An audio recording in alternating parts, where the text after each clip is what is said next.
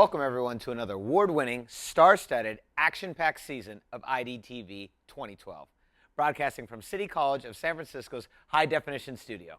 I'm your host, Rudy Solis. We may not have awards yet, but I'm confident they're sure to come.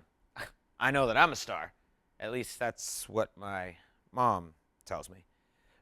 Anyways, to my left is another star on the rise, Rocio Lopez. Hi, Rocio. Hola, hola. Rocio, like myself, is a San Francisco native, born and bred. Welcome to Idtv. Thank you, Rudy. I'm from San Francisco. I mean, what other San Francisco TV show say that they can have not one, but two totally local hosts? There's got to be an award for that, right? Oh, yeah. And let me say, it's an absolute pleasure, my love, to be here with you on Idtv. This season really looks to impress. We start right out of the gate with some hard-hitting topics. Ooh, hard-hitting. I love hard-hitting. You know, I teach an aerobics boxing class. Did you know that? I did not know that, but that's great to know. We're talking hard-hitting topics like the Student Success Task Force, Occupy CCSF, and Bay Area Disabled Sailors. On the lighter side, we will be taking a look at electronic music and our very own Rams football program. Whoa, lighter side? Have you seen those guys? I have. They're huge. No, I would not, no, they're definitely not light. I will not take a hit from those guys. But they can take my Zumba class. I teach that too. Well, then that's awesome to know. Just I'm glad I wore my 3-inch stilettos today. I'll definitely keep your class in mind. Our first segment follows a group of student activists from Occupy CCSF. Idtv shadowed them as they protested the attack on education in Sacramento on March 5th. Right now, public education is under attack. CCSF is threatened by budget measures that inflict damage upon students. But we caught up with Occupy CCSF, a group of student activists, as we prepare to go to Sacramento on their March the 5th to make their voices heard. And the message is basically, we're going to go and hold the line in Sacramento against Jerry Brown's austerity budget. If we come together and we keep fighting for our right to education, we can make some serious changes. We need to go to the Capitol and remind the government that we're paying attention. One thing's for sure, not protesting will not get us anywhere. There are no specific roles in Occupy. Like we try to advocate, we're an autonomous group. There are no, special roles. This person does that. Someone else does this. We all try to pitch in as much as we can. It's really nice to be around people that believe the same things that you do, that care about the same things that you do. You feel so alone and isolated sometimes by our political process, but when you get together, you realize that you can accomplish a lot, and there are people that are willing to help. On March 1st, Occupy CCSF shook things up on campus by calling for a student walkout and rally. Be in Sacramento on the 5th to let Jerry Brown and our representatives know that we will not shoulder the responsibility of the 1%, right? We're good. We're not taking it anymore. Inspired, a group of student activists walked 4 days from Oakland to Sacramento. First stop, Richmond. It is just really exciting to see all these young people here converging in Richmond on their way to Sacramento for the Occupy the Capitol. It makes me feel great.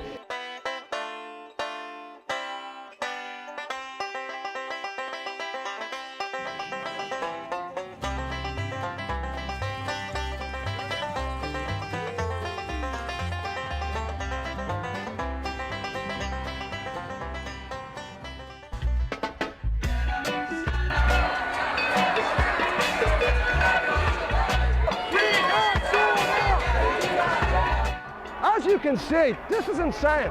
The 5th of March in Sacramento, and it is a march. Goes all the way back, right down past, I don't know, 9th Street. And as you look up back here, there's thousands and thousands of people demonstrating the fact that people are not happy with the way education has been run in the interest of the rich. Hey, hey, ho, ho, these budget cuts have got to go. Hey, hey, ho, ho, these budget cuts have got to go. Well, Sacramento, members of the legislature, Governor Brown, these are the students.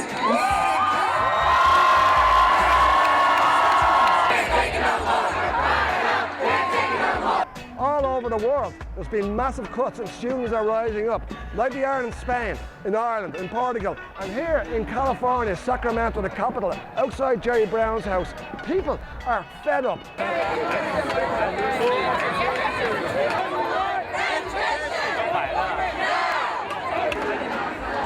They've pushed students and teachers so far. Yeah. We had to make a stand, and we wanted to come out here with the march to fund our future march, but also to occupy. It took a lot of effort to participate and to organize that march, but it was just a truly special experience, once in a lifetime kind of thing. I know that 10, 20, 30, 40 years from now, we'll be looking back and say, hey, we were part of that change.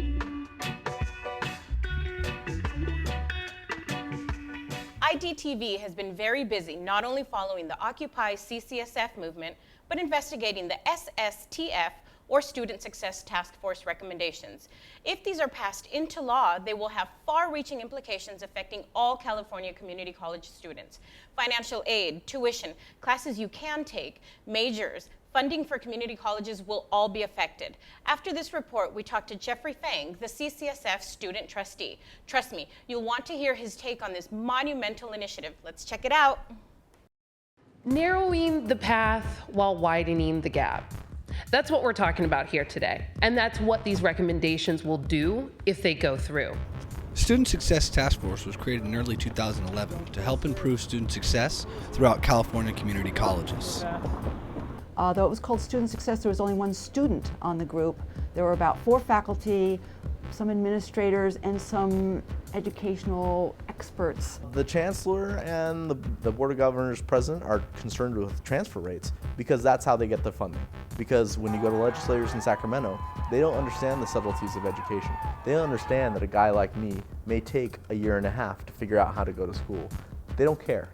What was troubling was that the Student Success Task Force recommendations for success focused on young students 18 to 24 years old, instead of all students of all ages, ethnicities, and education levels. You're leaving out all kinds of students. You're leaving out students who are out in the workforce and need to improve their jobs. You're leaving out students who are taking ESL and are improving their English but aren't necessarily going on to a full degree at this point. Another problem with the Student Success Task Force was that they had a focus on making money rather than focusing on improving overall student success. One of the pieces of legislation, SB 1456 that's out there, has a part in it saying, well, let's redefine the kinds of activities that will be funded through this particular funding stream. If you take 5% off the top for the State Chancellor's Office, then that means that for every dollar the State Chancellor's Office would get, 17 cents would go to the average community college. The Student Success Task Force was created in less than a year. The task force was made up of 8 main objectives. Within these objectives, 22 recommendations were created to improve overall success. They made recommendations that didn't have the backing up of funding. They made recommendations that relied too much on technology. They made recommendations that would rely on having more counselors. If they make a requirement that says, you have to go meet a counselor and make an education plan, and now everyone has to do it, you would think that they would give us more counselors. But they don't, and they can't.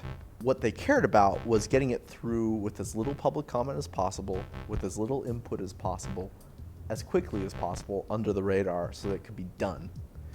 The quicker it goes through, the less people object. My complaints with it is they discounted a lot of the feedback they got. They had a website on which they were taking feedback on people could write in and say things. And overwhelmingly, the people who wrote in said, there's this problem, there's that problem, there's this other problem, there's these unintended consequences you're going to end up with if you do these things. And a year is just not enough time for something so major, something so sweeping, something so huge.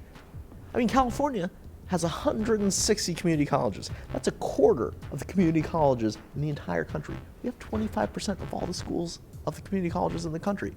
What happens here happens in the nation. Those of us who weren't lucky enough to be born with the resources to get through school are going to have a harder time being in it, paying for it, and getting out. We're back in the studio. That was some incredible footage. As you've just seen, the Student Success Task Force has so many facets to it. Today, we want to focus on the student's perspective. We are joined in studio by student trustee Jeffrey Fang.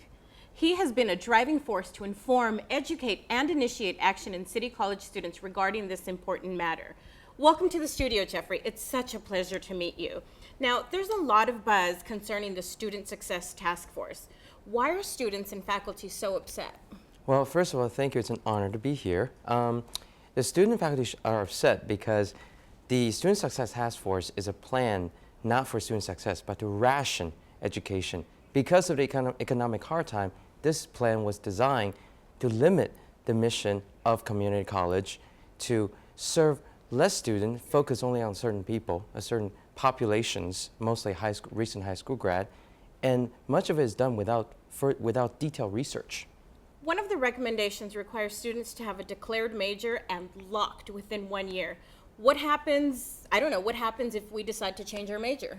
Well, there is no penalty in place for changing major. However, what it is asking you to do is it asks you to choose a major very quickly without much research into what you want in life, what you really want to do, and what the design is to put you on a prescripted course and push you through right to UC or CSU, wherever you may be, because they don't want you around too much longer than you want to be. Well, community colleges are very important to improving professional skills for continuing students, for incoming students. How will these recommendations affect everyone? How will they affect the community? What it will do, it will take out the community out of community college and move us into a very strict junior college model. And for reentry students, for those who previously had a bachelor's degree coming back for retraining, or just need 1 or 2 courses to keep their job, well, they will receive lower priority, they will receive less financial aid funding. All these things are in the works. Now, as a student, how can I get involved? Are there petitions that we should be signing? What can we do? Well, there are many ways you can get involved. First and foremost, the idea is to build a broad coalition, because the legislator in Sacramento needs to hear what the student have to say. So you need to sign a petition. There are many out there, and I am working with the Association of Student Trustees to sponsor one as well. And you also need to write to your legislator and tell your friends and family who live in all the other areas, especially Republican district as well, telling them you need to stop this, you need to not do this to us, because the community has needs and community college has served us very well. Thank you. Well, thank you, Jeffrey. It's been a pleasure to have you here. We do appreciate you. And thank you for just bringing this out to light to us and let us know what's going on and how this is going to affect the students in the community. Now, this recommendation might not affect us today, but if we don't fight back, there will not be a future for community colleges. So get involved by writing Governor Jerry Brown and sign online petitions. Write your California State Assembly reps, your state senators, and check Facebook. Oppose Student Success Task Force.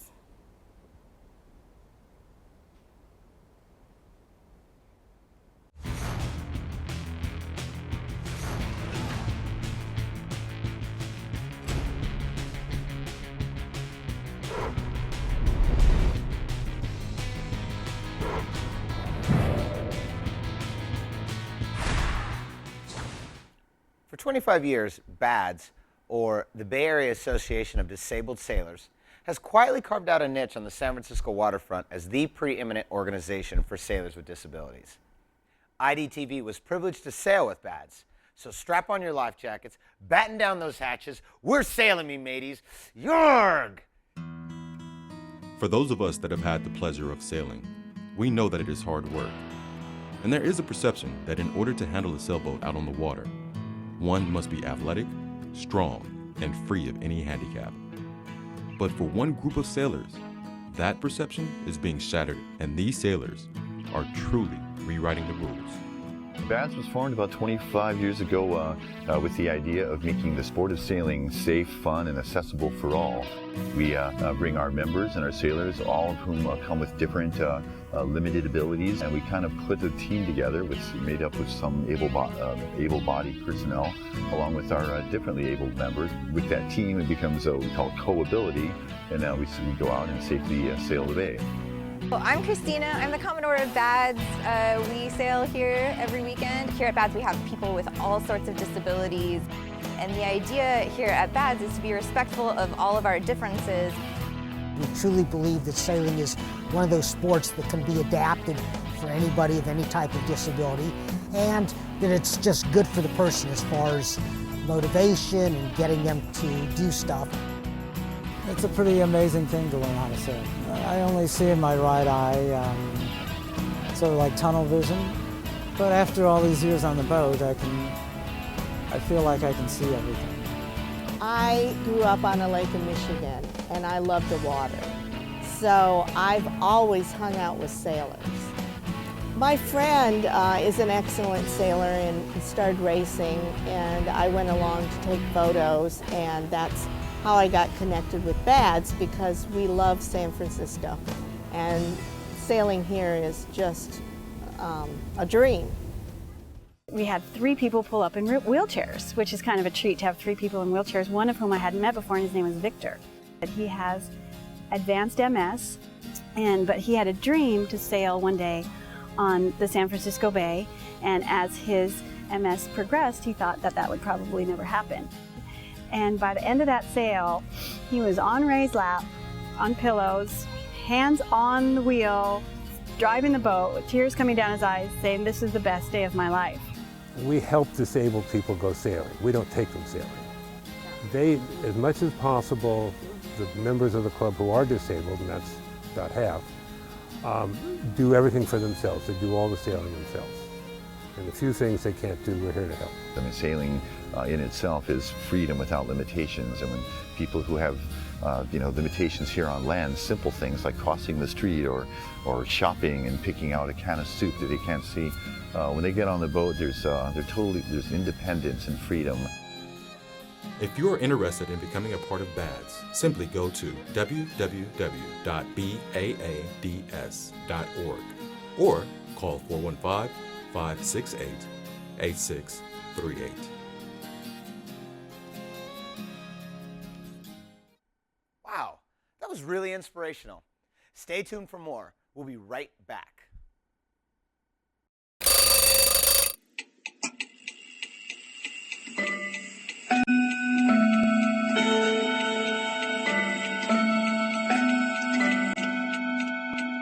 Our own Benny Bell was out on the sports scene today talking to our football team's heavy hitters about their past record and why they currently can't stop smiling.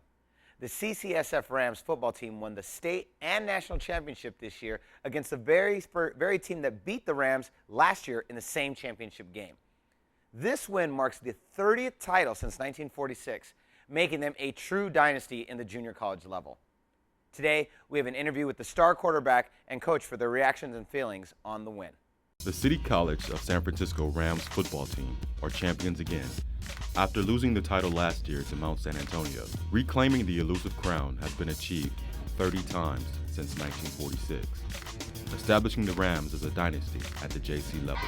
Emotions were flying high as we touched base with some coaches and players. The win this year, what does it mean to you? I mean, the win we just took place in, it meant a lot because we had to come back at with a passion. Like, they beat us last year, and they didn't just beat us, they beat us 35-7. The execution of our game plan by the players was unbelievable. Their focus and practice for the 2 weeks leading up to it was great, and they really had a great understanding of, as a coaching staff, what we were trying to do. We met as a staff that Monday after that state championship game a year ago and just assessed, and harshly assessed ourselves and what we needed to do, to get back into that game and win that game. To be back in this game was our goal. Whether we played Mount Sac or whoever we played really didn't matter. Our quarterback was responsible at the line of scrimmage to make a lot of decisions that we didn't make as coaches. Bobby Burton, our running back, had him ran for 170 yards, and that was huge. The ability to have balance, with our run and pass was huge. 4 different guys caught touchdown passes. to be honest, the game plan was executed nearly flawlessly. We've won a lot of games, we've won a lot of championships, but the best number is, the number of student athletes that have come through this program that have had opportunities to move to four-year schools. Our quarterback, Turner Beatty, scholarship to University of Kansas, and he'll be enrolling there for the fall. And one of our offensive linemen, Pierce Burton, he's already enrolled at Ole Miss or University of Mississippi. And on the defensive side of the ball, we've had a few players sign. Blair Wisham is going to go to Northern Arizona. Iosia is at Texas State. Dozens of former Rams currently playing in the NFL that were trained under the supervision of CCSF head football coach Rush and offensive coordinator Hayes, including 49ers linebacker Larry Grant, Titans receiver Lavelle Hawkins, and Super Bowl star Green Bay Packers Desmond Bishop, of which, after every win, still gives props to City College of San Francisco.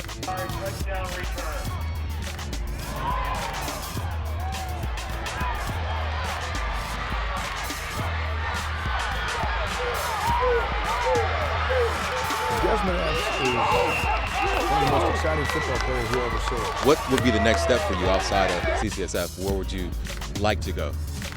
I mean, somewhere in the Pac-12. I mean, I am from California, so I want to stay close to home. So Pac-12 conference is what I've been shooting for since I was little. Cal, Berkeley, USC, Oregon, all the big schools on the West Coast. Hear that? Let's keep Desmond close to home. Go Rams. Hope you guys get this championship this year. Yep. That's great. That's great. Thank you very much. This has been Benny Bell with Idtv. Back to you. Welcome to Idtv. Good to see you, Rudy. How are you? Good. How's it going? Good to see you, gentlemen. So, Coach Rush, you've been a coach for 35 years here with the Rams. What's your motivation for staying here? Well, it's been a real good fit for me. First of all, my family likes living in the San Francisco area. I'm a native of San Francisco. I played here. But I think more importantly is the support I've gotten from our administration, our faculty, our college community in general, and the fact that I think you can really have a greater impact on young guys' lives here than you could at a Division I level, and that's been real intriguing to me. Turner, last year the state championship against San Antonio, you did not play, but you watched your team. How much did that loss motivate you for this year? Even though I didn't play in the game, even though I didn't suit up, still it really affected me. It was so tough to see everyone with their heads down, and everyone was so disappointed, and I was disappointed. I felt like I had just gone out and played. And I think that motivated us the whole offseason to just work really hard. I know the coaches were motivated. They, really, got after us and prepared us well. And I think that definitely had a lot to do with the success we had this year. Awesome. Now, Coach, what was your motivation to play on fourth down? We had an interesting dilemma. If we had gone for the field goal and it was blocked, then it's a game changer. If we go for the first down and we don't make it, they still have 85, 86 yards to go. So I had a lot of faith in our staff, a lot of faith in Turner to make a play, so we decided to go for it, and it turned out to be the right call. How did you feel? Oh, I love it. I love having the ball in my hands, with the chance to make a play. And I saw no free safeties, so I held everyone else down. I sent, one of our best wide receivers, Daniel McKinney, I sent him on a post route. He got open and delivered the ball to him. He made a great catch, and it was one of the best feelings I've had in my life. Awesome. So let's talk about the in general, your overall feeling, both of you, Coach and Turner, about the season and the final game. And how do you feel? What's your reaction now that it's all over? Well, you're fairly euphoric. For a couple of days. And the great thing was, kind of going into your earlier question to Turner, after we lost that game a year ago, the following Monday we had a team meeting, and it's really easy to say, December 12th we're going to be back in this game and we're going to swear revenge and all that, but actually have the willpower and the work ethic to go do it and back it up, because we had a lot of young freshmen on that team and came back and played as hard as they did and well as they did was just real gratifying to me. I was so happy for our team that they were able to do that and do it at home in front of a sellout crowd. It was just a picture-perfect day. And for yourself, Turner? Yeah, just the whole season was great. We worked so hard in the off-season, so hard in the weight room with Coach Bolano, so hard in the film room with Coach Hayes and Coach Dre and Coach Jimmy. And, it was just really special. We had an awesome season, undefeated. And, being able to, come out of close games and especially pull out the last one in front of the home crowd, it was awesome. And with, everyone storming the field at the end, it was really a cool moment. Very cool.